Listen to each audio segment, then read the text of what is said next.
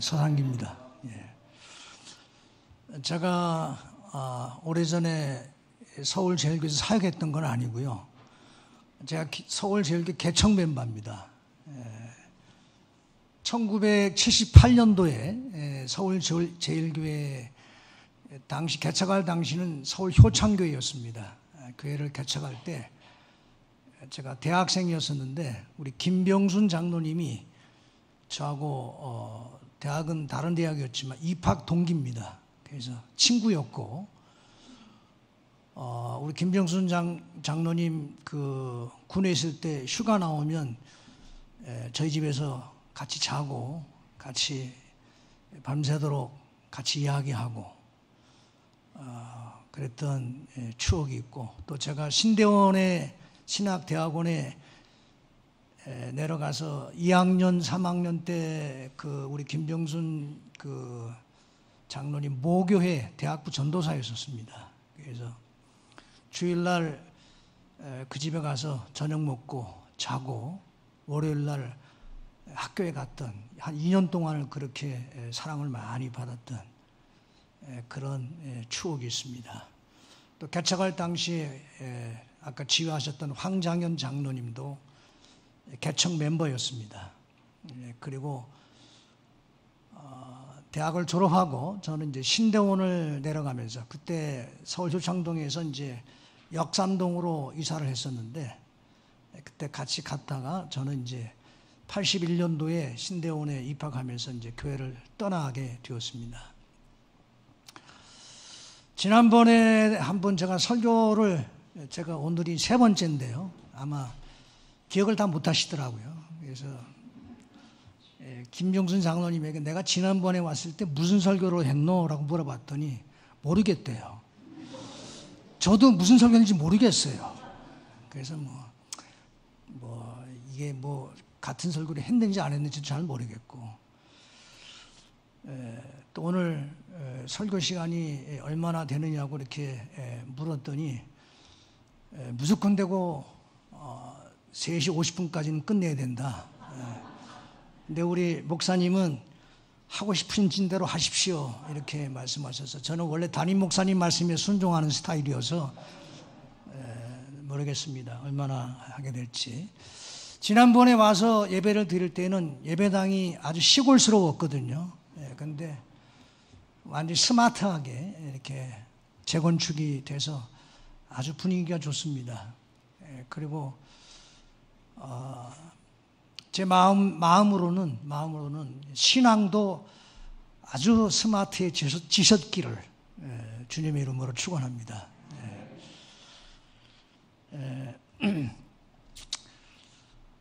그때 제가 이 얘기를 했는지 안 했는지 잘 모르겠어요. 근데 먼저 이야기를 하나 좀 유머 같은 이야기를 하나 하고 이렇게 말씀을 하겠습니다. 말씀을 전하겠습니다. 여러분 4.5와 5 숫자의 숫자 5와 4.5 얼마 차이가 나죠? 0.5 차이가 납니다. 잘 아시네요. 그래서 4.5는 5에 비해서 0.5가 모자라는 것 때문에 항상 열등의식을 가지고 기가 죽고 또 5 앞에서는 꼼짝 못하고 이렇게 이제 지내고 있었는데, 어느 날 4.5가 5의 집을 방문했습니다. 그리고는 이제 현관문을 발로 딱 차고 들어가서 5가 있는 그 안방을 향해서 큰 소리로 야, 5 너 일로 나와! 이렇게 얘기를 하는 거예요. 안에서 5가 듣고 있다가 평상시 저게 나한테 꼼짝도 못하고 기도 못 펴고 그러던 녀석인데 갑자기 대문을 발로 걷어차고는 들어와서 너 일로 나와 이러니까 저게 미쳤나 싶어가지고 이제 혼 좀 내야 되겠다고 그러고 이제 탁 문을 열고 나왔어요. 문을 열고 나온 그 5를 향해서 4.5가 딱 한마디를 했는데 그 한마디를 듣고 5가 졸도를 했습니다. 뭐라고 그랬냐? 야, 나 오늘 점 뺐다.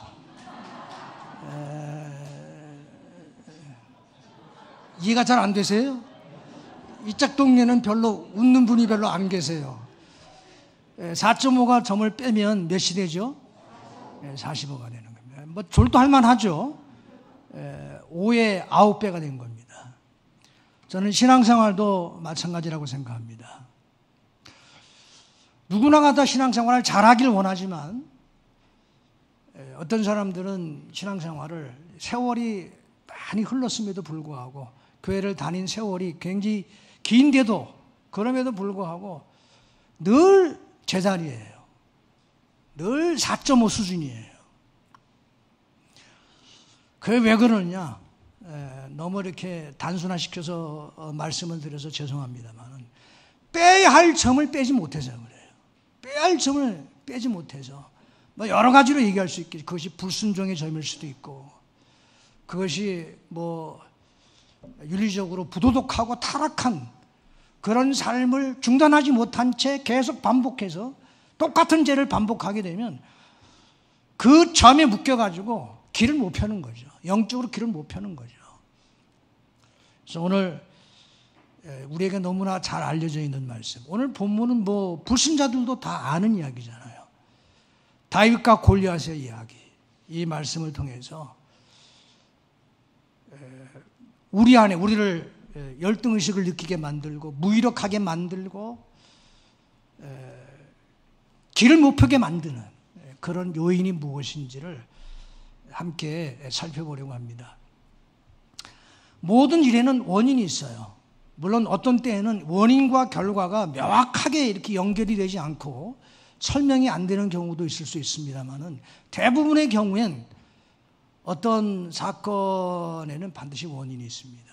뭐 사건이 아니어도 어떤 현상을 봐도 이런 현상이 가능한 어떤 이유가 있는 거죠. 부부간에 갈등이 있다면 분명히 그 갈등의 원인이 있을 겁니다. 그 원인을 모르면 해결이 되지 않습니다. 신앙생활을 잘하는 사람에겐 그 사람이 신앙생활을 잘하는 어떤 원인이 있어요. 또 신앙생활이 아까도 말씀드렸듯이 지지부진해. 세월이 지나도 세월이 아무리 많이 흘러도 지지부진해. 그럼 이유가 있는 겁니다.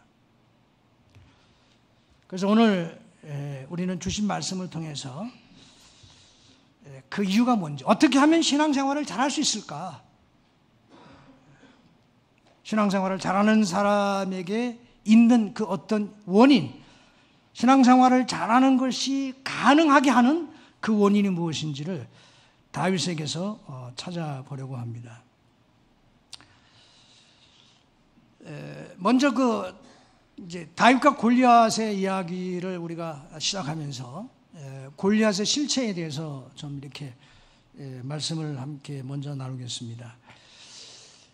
오늘날은 이제 골리앗이라고 하는 단어는요, 원래 이제 사람 이름임에도 불구하고 큰 걸 이야기할 때 이 골리앗이라는 단어를 사용해서 이제 일반 명사화 되어 버렸습니다.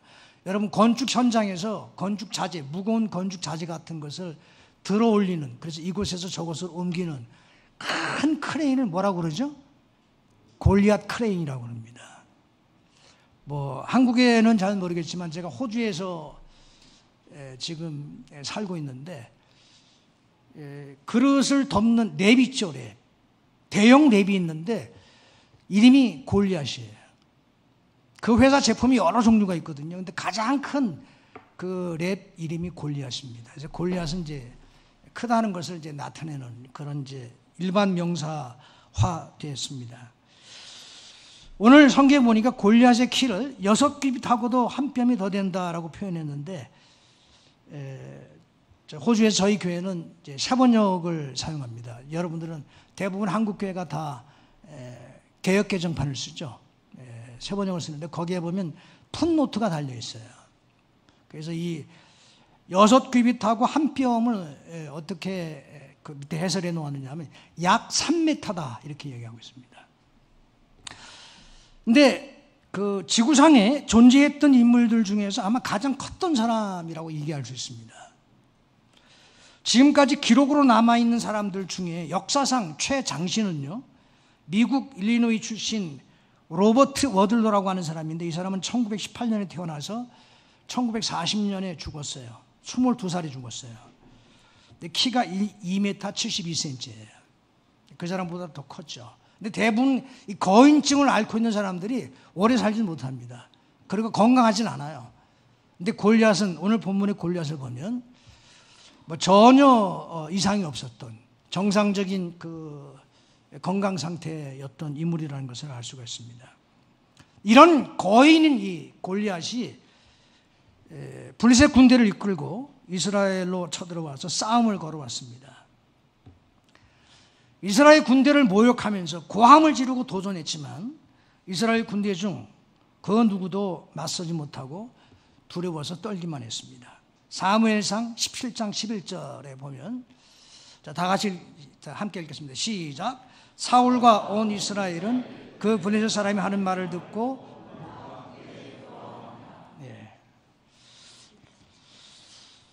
그 당시 다윗은 성인이 아니었어요. 어린 청소년이었습니다.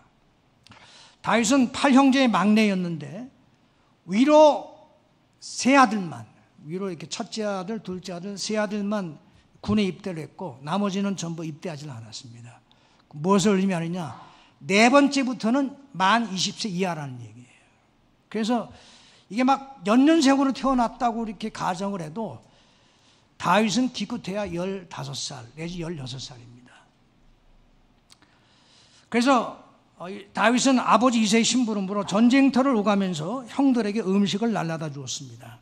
그러다가 골리앗이 고함을 치면서 이스라엘의 군대를 모욕하는 장면을 목격했는데 이스라엘 군대의 반응이 너무 실망스러웠어요. 자, 17장 24절 다시 한번 같은 내용입니다. 다 같이 시작. 이스라엘 모든 사람이 그 사람을 보고 심히 두려워하여 그 앞에서 도망하며. 자, 이런 모습을 보고 분노한 다윗은 자기가 싸우겠다고 나섰습니다. 전부 벌벌 떨고 있는데 누군가가 싸우겠다고 이제 나서는 사람이 있으니까 왕이 궁금한 거예요. 그래서 누구냐 데리고 와라. 그래서 왕 앞에 불려갔습니다. 근데 보니까 애야 애. 물론 다윗의 이 몸집이 뭐 그래서 요새도 한 15살, 16살 되면 이제 애들이 상당히 이제 몸집이 커지잖아요. 그래서 약한 몸집은 아니었습니다. 그걸 딱 봐도 그래도 애인지 아닌지 알 수가 있잖아요.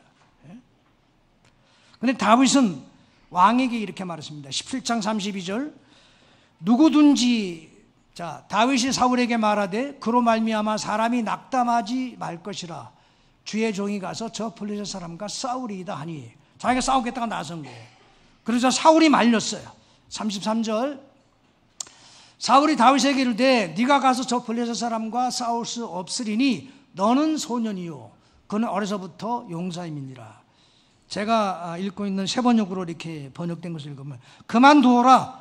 네가 어떻게 저자와 싸운단 말이냐. 저자는 평생 군대에서 뼈가 굵은 자이지만 너는 아직 어린 소년이 아니냐. 사울이 말렸어요. 네가 용기를 내서 싸우겠다고 나서는 것은 가상하지만 너는 아직 소년이 아니냐. 그러나 다윗은 사울 왕을 설득해서 골리앗과 싸우러 나갔고 잘 아시는 바와 같이 기적 같은 승리를 일궈냈습니다. 다윗이 골리앗을 죽이자 이스라엘은 블레셋과의 전투에서 압승을 거두게 됩니다. 다윗에 비해서 골리앗이 너무나 커서 상식적으로는 싸움이 되지 않을 것이라고 생각했기 때문에 다윗이 승리한 것을 두고 기적 같은 승리라고 말합니다. 그러나 다윗의 승리에는 그럴 만한 이유가 있었습니다. 이길 수밖에 없는 승리의 비결이 있었다는 것이죠. 그것이 무엇인지를 함께 나누려고 합니다. 여러 가지를 이렇게 준비를 해왔지만 이야기할 수 있을 만큼만 얘기하고 너무 그렇게 오늘 또 너무 설교 너무 긴 거 아닌가 걱정을 여러분들이 할 만큼 그렇게 길게 하진 않겠습니다. 첫째, 이게 첫째인지 마지막이 될지 모르겠습니다만은 다윗은 분명한 정체성을 가지고 있었어요. 여러분, 정체성이라는 말이 뭡니까? 정체성이라는 말은요, 자신이 누구인지를 인식하는 거예요. 자신이 누구인지를. 정체성이 분명하다는 말은 자기가 누구인지를 분명히 안다는 것을 의미합니다. 저는 이것이 신앙인에게 매우 중요하다라고 여러분들에게 말씀드리고 싶어요. 오늘 말씀의 핵심 내용입니다. 크리스찬은 자신의 신앙적 정체성이 분명해야 된다. 다윗은 골리앗이 살아계신 하나님의 군대를 모욕하는데도 불구하고 이스라엘의 군사들 중에 겁을 먹고 아무도 나서지 못하는 것을 이해할 수가 없었어요. 블레셋과 싸우려고 이스라엘의 전 병력이 골짜기 하나를 사이에 두고 맞서고 있었습니다.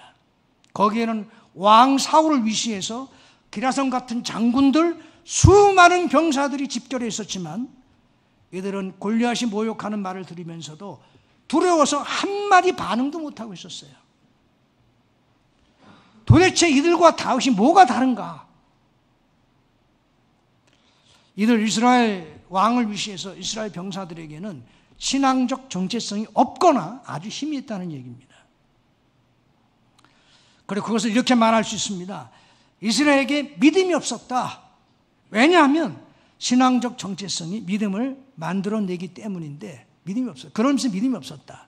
그러나 여러분, 이 말을 좀 더 잘 이해하셔야 됩니다. 예수를 믿습니까? 라고 물었을 때 예수를 믿는다고 대답하면 우리는 믿음이 있다고 말합니다.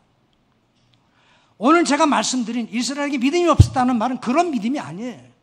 그런 믿음을 말하지 않습니다. 이스라엘 사람들에게도 그런 믿음은 있었어요. 여러분, 이스라엘 사람들 거의 대부분 모티신앙입니다. 태어날 때부터 하나님의 백성 아브라함의 후손으로 태어났다고 하는 자부심이 있었어요. 하나님을 믿었어요. 야훼 하나님의 존재를 부정한 적이 없습니다. 그런 의미에서 믿음이 있었다고 할 수 있습니다. 그러나 이스라엘에게 믿음이 없었다는 말은 그들이 야훼 하나님의 존재를 몰랐거나 부정했다는 의미가 아니에요. 그들은 하나님의 존재를 믿었습니다. 그러나 왜 믿음이 없다고 말하는 것일까요? 삶으로 표현되고 고백되는 믿음이 없었다는 거예요. 그래서 오늘날 많은 그리스도인들의 문제이기도 합니다. 분명 예수님을 믿는데 생활은 불신자들과 크게 다르지 않습니다. 교회 다니는 것 빼고는 불신자와 다른 것이 별로 없어요. 이게 오늘날 이 시대의 크리스찬들의 모습 아닙니까? 이게 오늘 한국교회의 큰 문제 아닙니까? 이런 문제가 발생하는 이유는 신앙적 정체성이 없기 때문입니다. 하나님의 사람들의 정체성은 하나님과의 관계 속에서 결정됩니다. 자기를 정의할 때, 자기를 생각할 때, 자기를 이야기할 때 하나님과의 관계 속에서 자신을 이해하고 자기를 생각하고 자기를 말할 수 있어야 합니다. 하나님과의 관계를 고려하지 못한 채 자신이 어떤 사람인지 이해하고 설명한다면 그리스도인으로서의 정체성이 결여되어 있는 것이죠. 대화를 나눠보면 대충 알 수 있습니다. 교회를 오래 다녀도 그 이야기 속에 신앙적 냄새, 색깔이 전혀 없어요. 그럼 그런 사람들은요, 신앙적 정체성이 없는 사람이에요. 한 직장에서 오랫동안 함께 직장 생활을 했음에도 불구하고 교인이라는 사실을 한참 후에나 알게 되거나 아예 모르고 지내는 경우도 허다합니다. 참 신앙인은요, 하나님과의 관계를 말하지 않고는 자신을 이해할 수도 없고 설명할 수도 없기 때문에 하나님의 관계를 전제하지 않는다면 자신이 존재하는 이유를 설명할 수 없기 때문에 자신이 그리스도인이라는 것을 도저히 숨길 수가 없습니다. 그래서 바울 사도는 우리 그리스도인들을, 신앙인들을 뭐라고 얘기합니까? 그리스도 향기라고 이야기하는 거예요. 냄새가 난다는 거예요. 예? 냄새가 난다는 거예요. 예수 믿는 사람들은 냄새가 나요. 말 속에서, 언행 속에서, 행동 속에서 냄새가 나요. 또 뭐라고 얘기했습니까? 그리스도의 편지라고 그랬어요. 그 말은 말과 생각과 행동에 메시지, 그리스도의 메시지가 드러난다는 것이죠. 그런 의미에서 하나님과의 관계 속에서 자신을 이해하고 있는 사람은 특별합니다.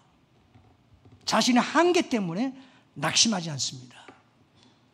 가진 것이 없어도 지혜와 지식이 부족하고 인간적으로 똑똑하지 못하고 어리석다는 생각이 들어도 세상적으로 비천해 보여도 자랑할 것이 없어도 그런 것들 때문에 주눅 들거나 열등감에 사로잡히지 않습니다. 뿐만 아니라 말하는 게 세상 사람들과 달라야 돼요. 다를 수밖에 없어요. 저는 예수 믿는 사람들이 하는 얘기, 예수를 믿는다고 하는 사람들이 하는 이야기 중에서 제일 들을 때마다 속상하고 한편으로는 참 답답하게 생각되는 것 중에 하나가 세상에 돈으로 안 되는 게 어디 있어. 저 예수 믿는 사람들한테 그런 말 많이 들었습니다. 세상적 가치관이 그 사람을 지배하는 거예요. 물질 만능주의 가치관이 그 사람을 지배하는 거예요.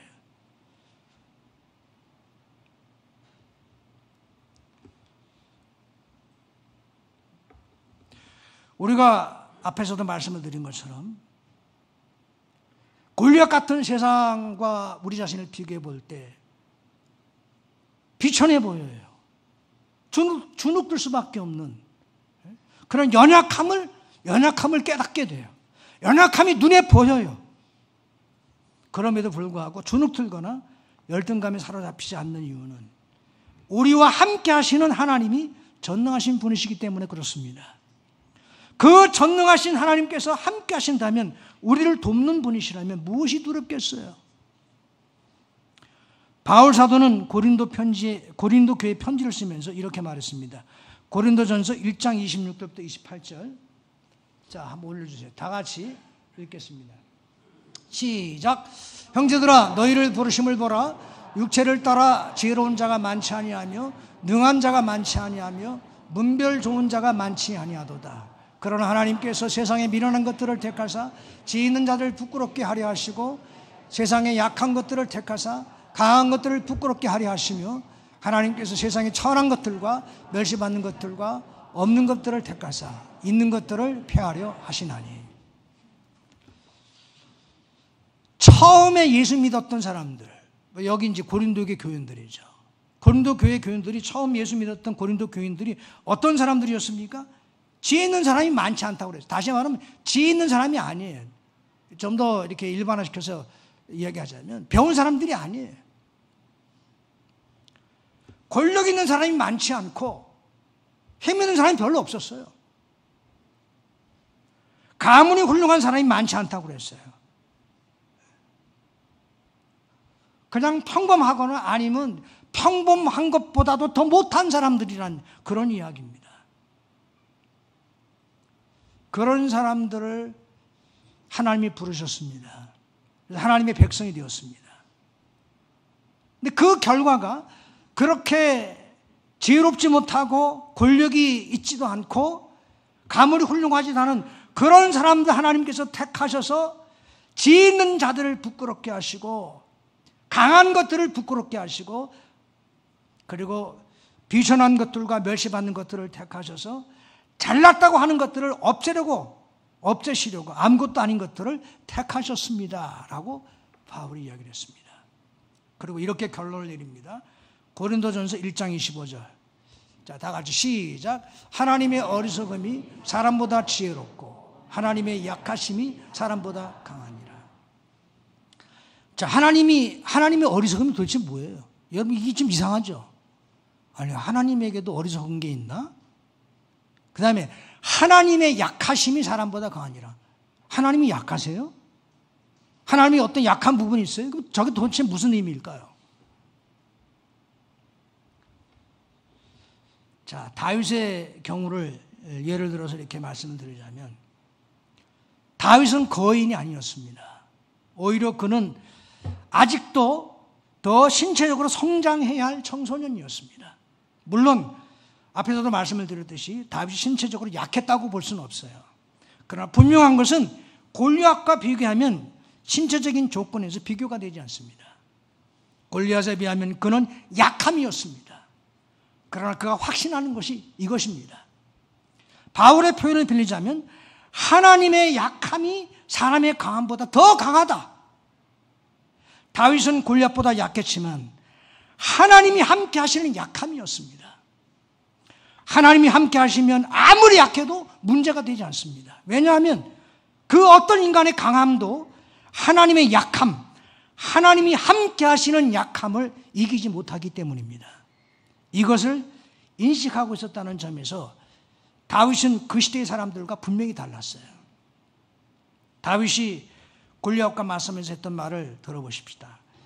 자, 오늘 우리가 읽었던 45절부터 47절까지 다시 한번 다시 읽겠습니다. 시작. 또 여호와의 구원하심이 칼과 창에 있지 아니함을 이 무리에게 알게 하리라. 45절.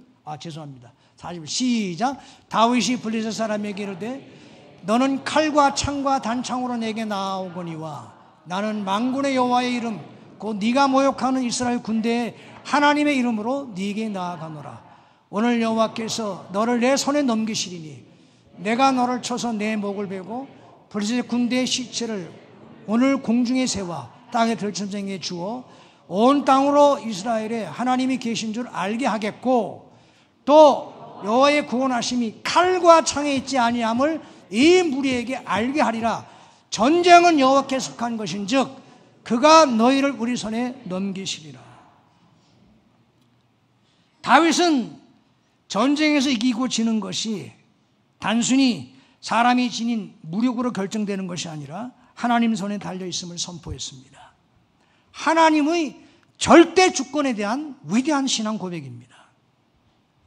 저는 이 부분을 이렇게 말씀을 묵상할 때마다요, 어떻게 한낱 소년이었던 다윗, 아까 말씀드린 15살, 16살이에요. 15살짜리가 16살짜리가 어떻게 이렇게 깊은 신학적 고백이 가능한지 놀라울 뿐입니다. 골리앗을 향해서 나는 칼과 창과 투창을 의지하지만 나는 이 싸움에서 전쟁을 주관하시는 만군의 하나님을 의지한다. 이 선포는 승리가 하나님께 있으며 그 하나님과 함께하는 나와 우리 이스라엘이 승리할 수밖에 없다는 고백적 선포였습니다. 그 하나님이 내 편이시기 때문에 나의 약함이 더 이상 이 싸움에서 문제가 되지 않는다는 거예요. 너는 강하고 나는 약하지만 너의 강함이 나의 약함을 이기지 못하는 것은 나는 하나님의 약함이기 때문이다.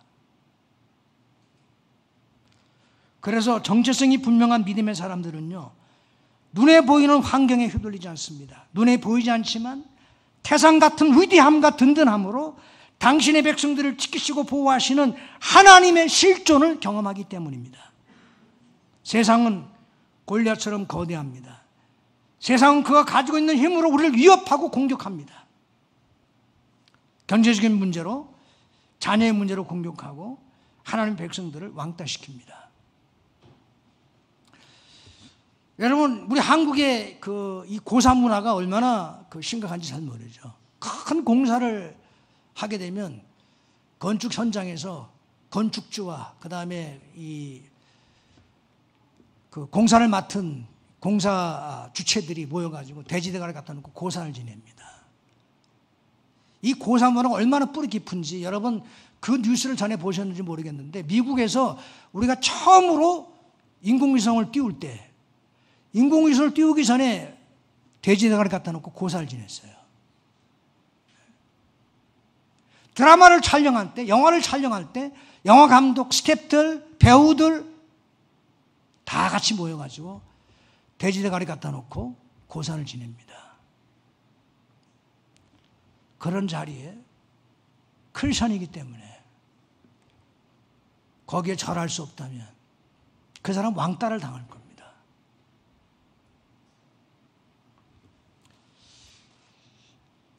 제가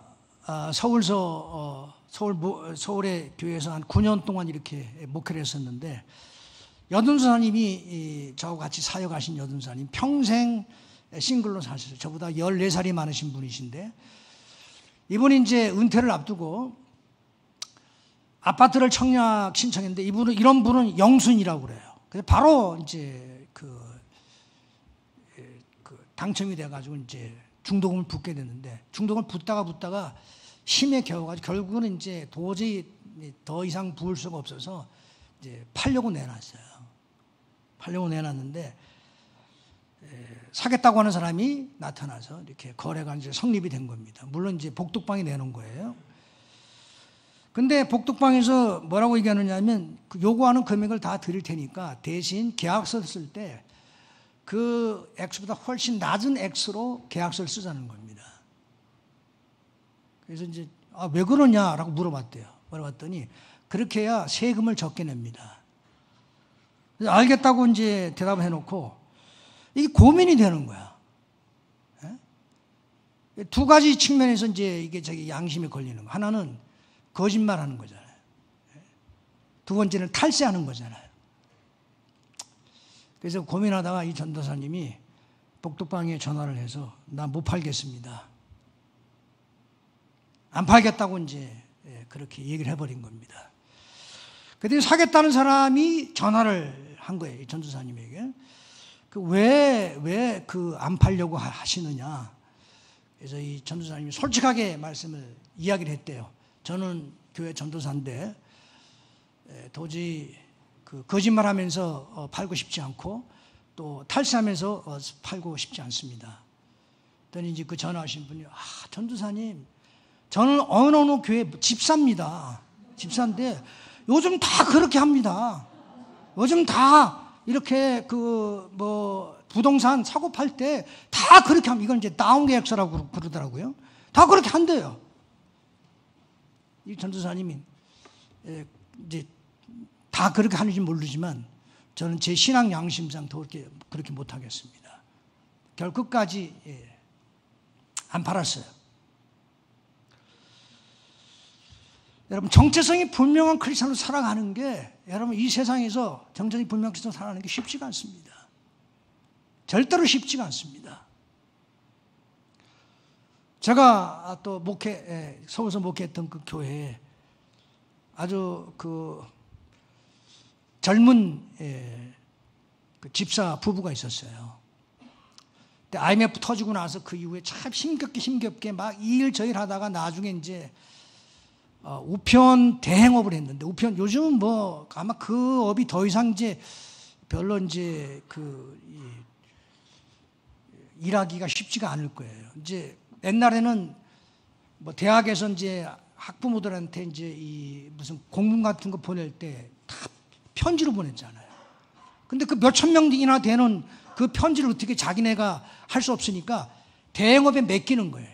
그러면 이제 그 대행업에서 그걸 맡아가지고 이제 보내고 이게 노동 집약적 사업이에요.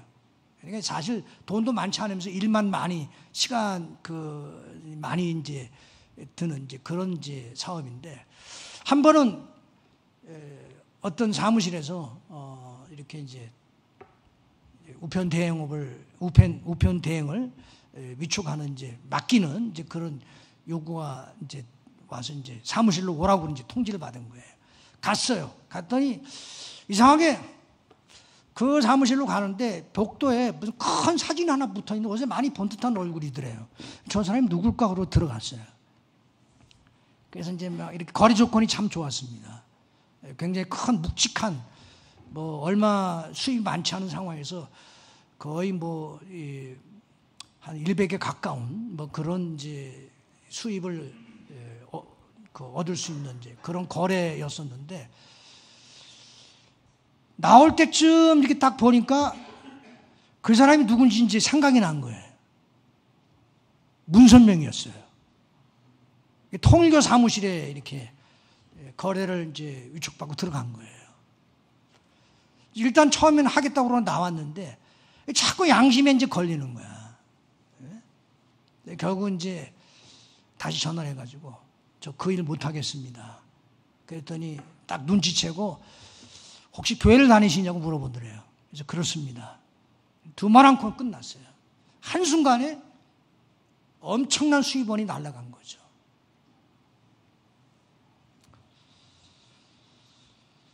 정체성이 불분명한 사람들은 턱없이 연약해 보이고 못나 보이는 자신의 한계만을 주목합니다. 육신의 눈에 보이는 것이 전부라고 생각합니다. 그래서 작은 이익 앞에 막 흔들리고 열등감에 사로잡히고 패배주의를 끼고 삽니다. 쉽게 낙심하고 부정적 사고방식으로 자신을 영적 불구의 상태에 빠뜨립니다. 그러나 정체성이 분명한 그리스도인들에게 이러한 도전은 위협이 되지 않습니다. 우리가 누구입니까? 구원받은 하나님의 자녀예요. 왕같은 제사장이에요. 세상에서는 너희가 환난을 당하라, 담대하라, 내가 세상을 이겼노라 말씀하시는 예수님이 우리와 함께 계십니다. 그러나 여러분, 이러한 정체성은요, 위기 순간에 갑자기 생기는 게 아닙니다. 이스라엘 사람들 중에서 하나님을 모르는 사람이 어디 있었어요? 하나님이 창조주 하나님이시라는 것을 모르는 사람이 어디 있었습니까? 앞에서 말씀드린 것처럼 전부 못된 신앙이에요. 그러나 그들은 골리앗을 두려워했습니다. 골리앗이 그들 앞에서 큰 소리를 치며 모욕하고 도전했을 때 두렵기만 했어요. 하나님의 백성의 정체성을 잃어버렸습니다. 왜 그랬을까요? 그 차이점을 다윗이 보여줍니다.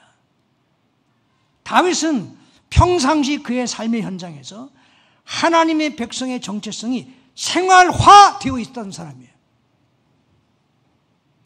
하나님의 백성의 정체성이 생활화되었을 때 나타난 현상이 뭐냐? 바로 간증입니다. 간증. 그래서 간증이 중요해요. 크리스천들한테 간증 좀 해주시겠습니까? 간증 좀 해주실래요? 그러면 다들 손사래를 칩니다. 아유, 저는 간증할 거 없어요. 그리고 간증한다고 하면 옛날에 6.25 때 뭐 월남하다가 죽을 뻔했는데 살아났고, 여러분 그런 간증 말고요. 생활화되어 있는 간증. 간증이 없다는 것은 하나님의 백성의 정체성이 생활화되어 있지 않다는 이야기입니다. 다윗이 골리앗과 싸우겠다는 의지를 표명했을 때 사울 왕에게 불려갔습니다. 사울 왕은 다윗이 어린 소년인 것을 알고 싸움을 만류했다고 그랬죠. 그때 다윗이 뭐라고 대답했습니까? 그때 다윗이 그의 생활 속에서 경험한 하나님을 이렇게 간증합니다. 자, 34절부터 37절. 34절부터 37절 다 같이 읽겠습니다. 시작. 다윗이 사울에게 말하되 주의 종이 아버지의 양을 지킬 때에 사자나 곰이 와서 양떼에서 새끼를 물어가면 내가 따라가서 그것을 치고 그 입에서 새끼를 건져내었고, 그것이 일어나 나를 해하고자 하면 내가 그 수염을 잡고 그것을 쳐 죽였나이다.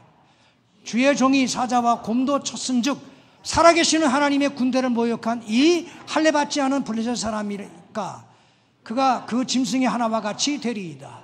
또 다윗이 이르되 여호와께서 나를 사자의 발톱과 곰의 발톱에서 건져내셨은즉 나를 이 블레셋 사람의 손에서도 건져내시리이다. 사울이 다윗에게 이르되 가라, 여호와께서 너와 함께 계시기를 원하노라. 처음에 다윗을 봤을 때 사울 왕이 애거든. 그러니까 안 된다. 넌 아직 어려서 안 된다. 그 자리에서 다윗은 간증을 한 거예요. 자기 생업의 현장. 원래 다윗의 직업이 뭐예요? 목자단의 목자. 양을 치는 목동이거든요. 그 자기 생업의 현장에서 사자나 곰들이 와가지고 양을 약탈해 갈 때 추격해서 기어이 그 양을 구출해내는. 그래서 자기가 사실 그 양이나 곰이나 사자와 싸우는 싸움은요, 목숨을 건 싸움이잖아요. 그렇지 않습니까? 그냥 개하고 싸우는 게 아니잖아요.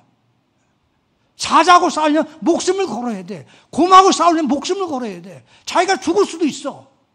그런데도 불구하고 맞서서 싸웠어요. 왜? 하나님께서 곰의 발톱에서 나를 건져내실 것이다, 사자의 발톱에서 나를 건져내실 것이다 라고 하는 믿음이 있었을 뿐만 아니라 실제로 그런 경험들을 하고 있었어요. 그 간증을 듣고 사울이 듣고 곰과 싸워서 이길 정도의 실력이면, 사자와 싸워서 이길 정도의 실력이면 그러면 저 골리앗과도 싸울 수 있겠다 싶어서 이제 내보낸 거죠. 이렇게 자신의 생업의 현장에서 사자나 곰과 목숨을 건 싸움을 벌일 때 하나님의 보호하심과 인도하심을 경험했기에 골리앗과 싸우겠다고 나설 수 있었고, 다윗은 그 이후에도 한평생 여호와는 나의 목자시니 내게 부족함이 없습니다, 내가 사망의 음침한 골짜기로 다닐지라도 해를 두려워하지 않을 것은 주께서 나와 함께 하심입니다 라고 고백할 수 있었던 겁니다. 그냥 소위 말해서 그냥 별로 이렇게 실력도 없으면서 그냥 허풍이 들어가지고 감 큰 사람을 쳐본 게 아니에요. 내가 나가서 싸우겠습니다라고 큰 소리 쳐본 게 아니에요. 간증이 있었어요. 간증이. 다시 말하면 자기 정체성이 상활화되어 있는 이런 삶을 살고 있었기 때문에 담대하게 그리고 자신 있게 골리앗과의 싸움을 자청할 수 있었다는 얘기죠. 그래서 우리 그리스도인들에게 간증은 이렇게 중요합니다. 간증하는 것을 흔히 쉐어링, 나눔이라고 얘기하는데, 나눔은 하나님의 백성의 정체성이 생활화되도록 하는 훈련입니다. 간증이 교회의 문화여야 합니다. 가정의 식탁에서 먼저 시작하십시오. 가정의 식탁에서 자녀들과 대화를 나누면서 여러분들이 경험한 하나님을 이야기하십시오. 그런 분이 얼마나 되시는지 잘 모르겠어요. 여러분, 간증이 생활화되어 있지 않는 사람들은요, 정체성이 불분명한 사람들이에요. 교회를 오래 다녔다고 한순간에 다윗처럼 이렇게 능력 있는 그리스도의 삶을, 하나님 백성의 삶을 살아낼 수 있는 게 아닙니다. 왜 많은 사람들이 그렇게 오래 교회를 다녔으면서도 변하지 않고 그렇게 오래 신앙생활을 했으면서도 왜 능력 있는 하나님의 백성을 살아내지 못합니까? 자기 정체성이 생활화되어 있는 삶을 살지 못하잖아요.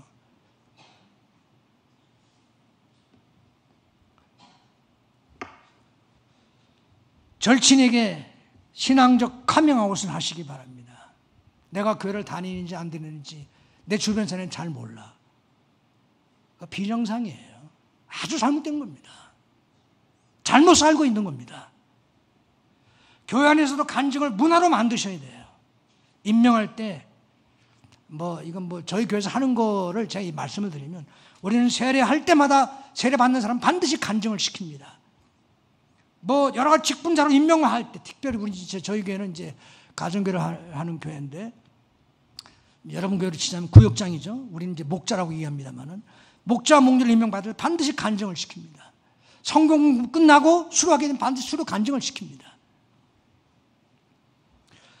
토요 새벽 기도회는 목자들이 돌아가면서 간증합니다. 구역장들이 돌아가면서 간증합니다. 간증은 그 사람의 신앙 수준이고 그 교회 신앙의 수준입니다. 간증할 게 없다는 말, 무엇을 의미합니까? 하나님의 은혜에 대한 깨달음이 없다는 얘기예요. 간증이 뭐예요? 간증은 꼭 죽을 뻔했다 살아나는 것, 그런 거 얘기하는 게 그것만 간증, 물론 그런 것도 간증이지만, 간증이 뭡니까? 간증이라고 하는 것은 내가 받은 은혜를 함께 나누는 것, 그게 간증이에요. 간증할 게 없다는 얘기는 뭐예요? 나눌 만한 은혜가 없다는 얘기잖아요. 하다못해 지난 한 주간 동안 말씀을 묵상하다 받은 은혜, 그거를 속에 묻어두지 말고 여러분 배우자에게 나 사실 이번에 말씀 묵상하다가 이런 은혜를 받았어, 이야기를 하세요. 이게 생활화 되어야 된다니까요.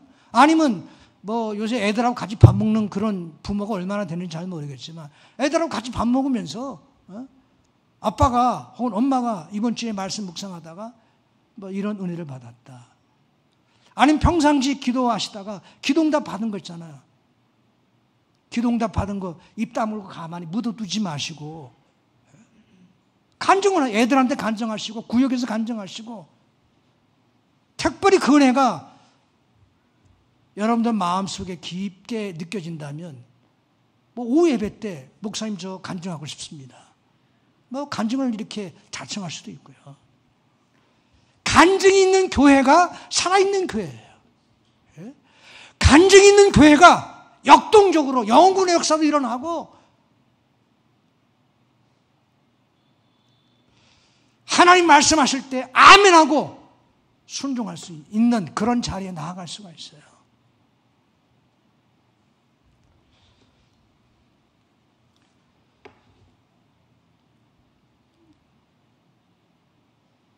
예.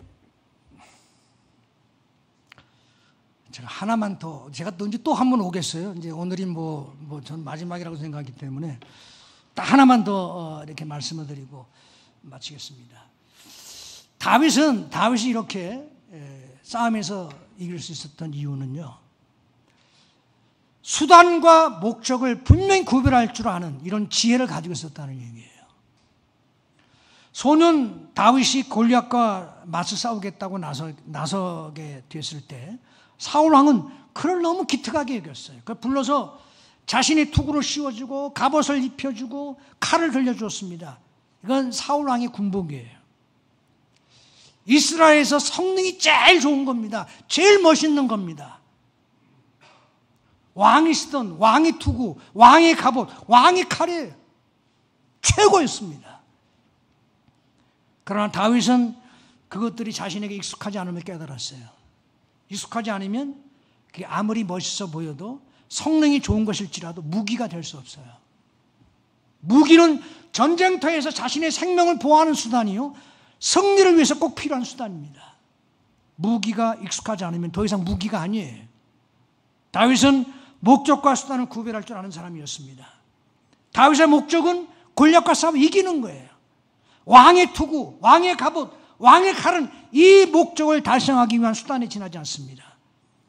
목적을 달성하는 데 도움이 되지 않는다면 그것이 아무리 멋있어 보이고 비싼 것이고 성능이 좋은 것일지라도 과감히 포기해야 합니다. 그러나 일반적으로 사람들은 멋있어 보이려고 신경을 많이 씁니다.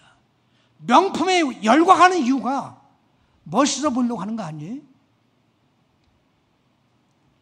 만약에 다윗이 왕의 투구를 쓰고 갑옷을 입고 칼을 차고 멋있어 보이고 싶어하는 어리석은 사람이었다면 그는 결코 싸움에서 이기지 못했을 것입니다. 사람들이 영적 싸움에서 자신에게 가장 필요한 무기가 무엇인지를 생각하지 못하고 이런 외형적인 것으로 자신을 멋있게 꾸미고 치장하려는 것에 마음을 둔다면 그 싸움에서 절대로 이길 수 없습니다. 우리가 사는 집은 목적이 아닙니다. 수단에 지나지 않습니다. 좋은 집에 사는 것이 인생의 목적이 되어 있다면 그 사람은 신앙적으로 목적과 수단을 혼동하고 있는 어리석은 사람입니다. 엄밀하게 이야기하자면 직업도 목적이 아니에요. 수단에 지나지 않습니다. 어떤 직업을 갖는다는 것은 우리가 이루는 목적을 위한 수단이에요. 그런데 많은 경우에 직업이 목적이 되어 있는 그런 경우가 많습니다. 특히 높은 수입과 사회적 리스펙트, 사회적 존경이 보장된 직업일수록 그 직업은 목적이 되기 쉽습니다. 바른 인생의 목적을 가지고 살면 하나님께서 평범한 것을 비범하게 사용하십니다. 다윗은 사울의 무기를 포기했어요. 멋있어 보이는 것이 목적이 아니었기 때문입니다. 그가 선택한 무기는 시냇가에서 고른 매끄러운 돌과 물매였습니다. 그의 목적에 맞는 수단을 선택했어요. 그러나 이것이 그에게 가공할 만한 강력한 무기가 되었습니다. 매끄러운 돌은 시냇가에 널려있는 수많은 돌들 중에 하나였습니다. 그러나 이렇게 평범한 돌이 가공할 만한 무기가 되었습니다. 갈릴리 어부들은 길바닥에 널리는 수많은 돌 같은 사람들이었습니다. 그러나 그들의 삶에 바른 목적이 세워지고 자신의 삶을 그 목적에 맞는 수단으로 헌신했을 때 평범한 그들이 비범하게 쓰임받는 축복을 누리게 되었습니다. 우리에게 바른 인생의 목적은 무엇일까요? 말씀 속에 우리 모두가 붙잡아야 할 인생의 목적들이 있습니다. 제가 오늘 여러분들에게 소개하려고 하는 것은 세 개의 성경 구절입니다. 첫째, 마태복음 6장 33절. 다 같이 시작.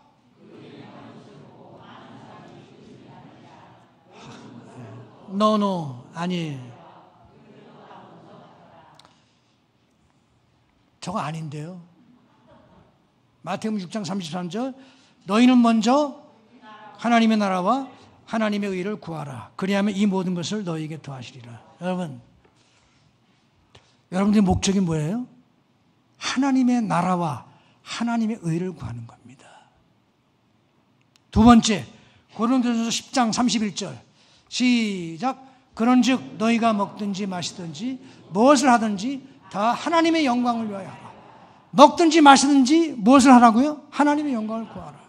세 번째, 로마서 12장 2절. 시작. 너희는 이 세대를 본받지 말고 오직 마음을 새롭게 함으로 변화를 받아 하나님의 선하시고 기뻐하시고 온전하신 뜻이 무엇인지 분별하도록 하라. 자, 하나님의 선하시고 기뻐하시고 온전하신 뜻이 무엇인지 분별하도록 하라.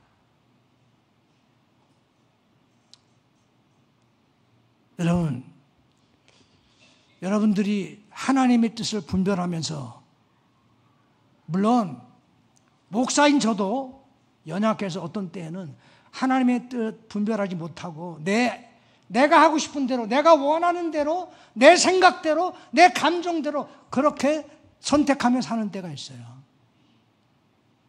그러나 궁극적으로는 이게 잘못됐구나 라는 걸 깨닫게 되죠. 이걸 잘못됐구나 라고 깨닫는 걸 회개라고 얘기합니다. 저는 이걸 여러분들의 강조해서 말씀을 드리고 싶어요. 마태복음에 역시 산상수훈에 이제 그런 말씀이 있거든요. 주여 주여 하는 자마다 다 구원을 받는 것이 아니다. 내 뜻대로 행하는 자라야 구원을 받는다 라고 말씀하시면서 이 불법을 행하는 자들아 내게서 떠나가라 이렇게 말씀하셨거든요. 이 말씀을 여러분, 우리가 선행으로 행함으로 구원받는다 그런 의도로 예수님께서 말씀하신 게 아니에요. 이게 어떤 의미일까요? 주여 주여 하면서도 하나님의 뜻에 대해서 전혀 관심이 없는 사람들이 있습니다. 저는 목하면서 그런 사람들을 많이 봤어요. 주일마다 교회를 나와요. 근데 대화를 해보면 하나님의 뜻에 대해서 전혀 관심이 없어요. 돈을 쓰는 걸 봐도 그렇고, 여러분 살다 보면 많은 선택의 순간들이 있거든요. 그 선택의 순간에 하나님의 뜻에 대한 고민이 없어요. 그냥 자기가 원하는 대로, 자기가 하고 싶은 대로 선택하면서 그렇게 살아가는 겁니다. 여러분, 하나님의 뜻에 관심이 없는 사람은요, 다시 한번 자신의 구원에 대해서 의심해 볼 필요가 있습니다. 내가 정말 예수님을 영접한 사람인지, 내가 정말 하나님의 백성인지 한번 의심해 볼 필요가 있어요. 원래 예수님을 영접했다고 하는 것은 무슨 의미냐면 예수님 내 인생의 주인으로 받아들이는 겁니다. 예수님 내 인생의 주인으로 받아들이는 거예요. 예수님이 내 인생의 주인이시기 때문에, 하나님이 내 인생의 주인이시기 때문에 하나님의 뜻대로 살아야 돼요. 그래서 예수님 영접하면 그 다음부터 하나님의 뜻에 대해서 고민하게 되고 관심을 갖게 됩니다. 많은 선택의 순간에 내가 원하는 게 아니라, 내가 하고 싶은 것이 아니라 하나님이 원하시는 것이 무엇인지를 고민하게 되고 주인이신 하나님의 뜻대로 살려고 애쓰는 겁니다.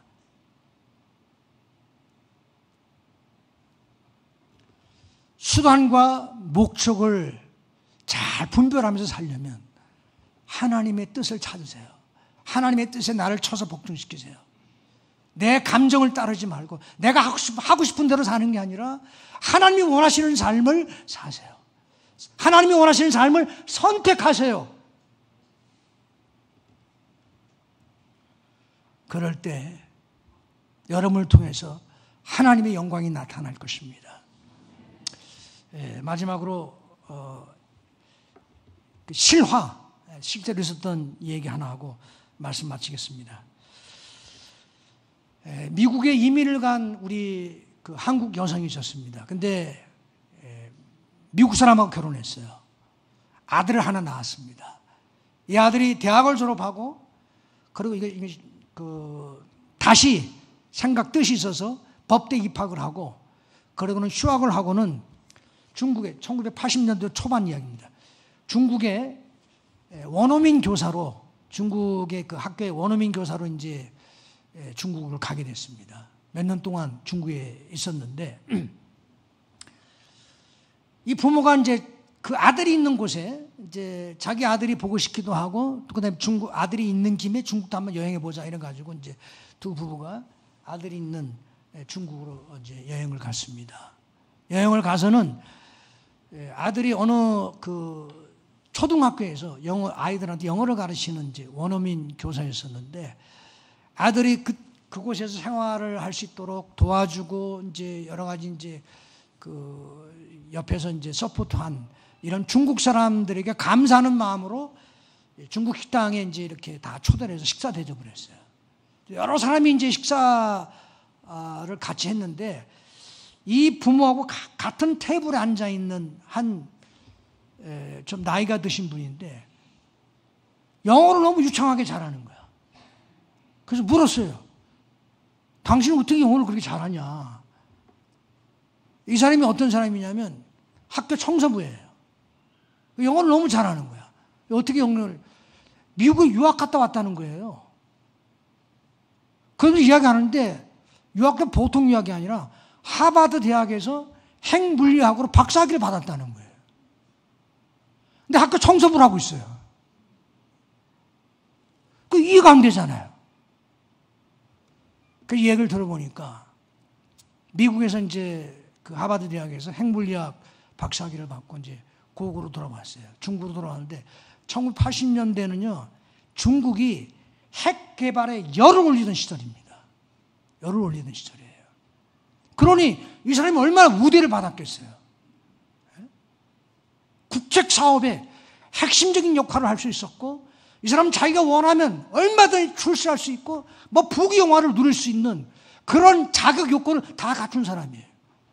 그런데 그런 일은 반드시 공상당원이어야 돼요. 종교가 있으면 안 돼요. 이런 사람 이제 소위 이제 우리로 얘기하면 이제 인사 카드를 이제 작성해야 되는, 거기에 반드시 뭐가 있냐면 나는 종교가 없습니다. 반드시 이게 확인이 돼야 돼. 근데 이 사람이 미국에서 유학하는 동안에 예수님을 만났어요. 예수님 인격적으로 만난 거야. 한 번, 두 번 교회를 다닌 게 아니라 예수님을 자신의 구주로 영접한 거예요. 근데 아무리 생각해도 나는 종교가 없습니다. 쓸 수가 없는 거야. 쓸 수가 없는 거야. 결국 숙청당했어요.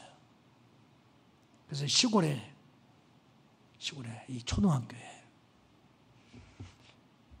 와서 청소부로 일을 하고 있는 겁니다.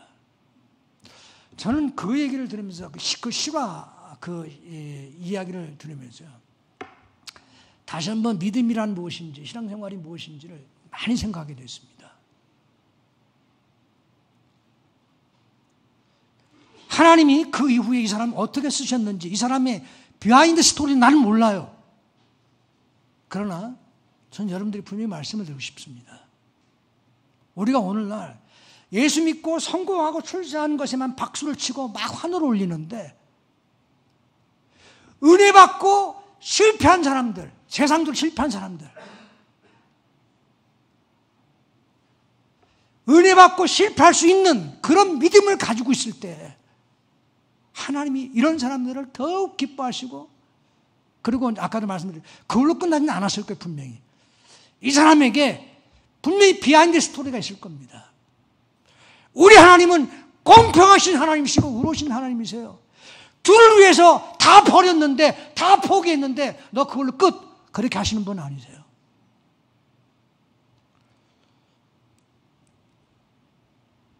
오늘 저는 여러분들에게 다윗의 이 신앙 이야기, 자기 정체성이 분명한 크리스천으로 살아가는 것이 무엇인지를 이야기하면서 너무 성공에 열광하지 마시고, 너무 성공에 매달리지 마시고, 그래서 그것 때문에 막 낙심하고 실망하고 이러지 마시고, 하나님이 나를 얼마나 사랑하셨는지, 얼마나 사랑하시는지, 나는 약하지만 하나님이 함께 하실 때 세상이 그 어떤 것도 이겨낼 수 있는 하나님의 약합니다. 세상의 강함을 이기는 하나님의 약합니다. 이 핵물리학자 약함이잖아요. 패배한 것 같잖아요. 그러나 세상의 강함을 이기는 하나님의 약함이었습니다. 여러분 모두가 하나님의 약함으로 이 세상의 강함을 이겨내실 수 있도록 그런 깨어있는 믿음으로 살아가는 여러분들이 되시기를, 특별히 남전도 여러분들이 되시기를 주님 이름으로 축원합니다. 한번 기도하겠습니다. 하나님 감사합니다. 오늘도 저희들을 불러주시고 하나님 말씀에 귀를 기울이게 해주신 은혜 감사합니다. 주님, 저희들은 약합니다. 연약합니다. 가진 것도 없고 권력도 없습니다.